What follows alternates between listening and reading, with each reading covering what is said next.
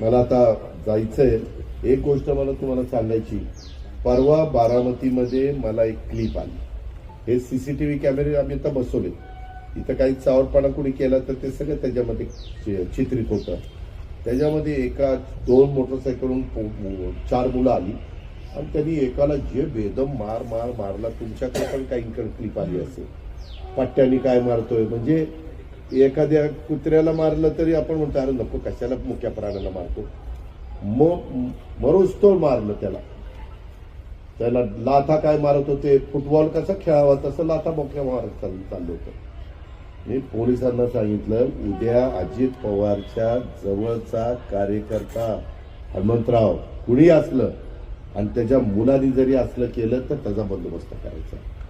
बिरादार आणि याला राठोडला सांगितलेलं मी असला अजिबात खपून घेणार नाही. त्यांच्यावर केसेस, त्यांच्यावर असे का गुन्हे लागतील की ते सतत असे गुन्हे करत राहिले तर पुढं मोका पण लागली.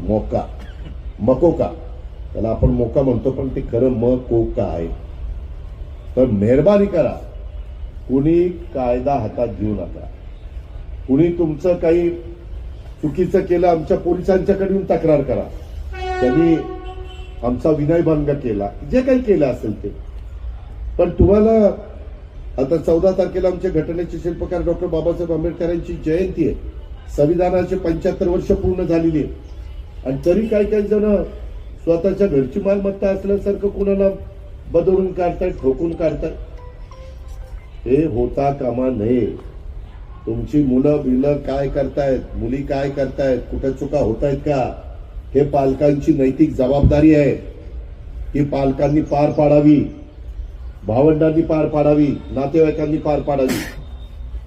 याची नोंद कृपा करून सगळ्यांनी घ्यावी. आणि मला तिकडे फोन येतात मुंबई, जाऊ द्या दादा ते चुकलं, एकदा पोटात घ्या. पोट फुटायला लागलं काय, पोटात घ्या काही सांगतात. सांगणाऱ्याला पण लाज लज्जा शरम कशी वाटत नाही की एवढं त्याला बेदम मारलं.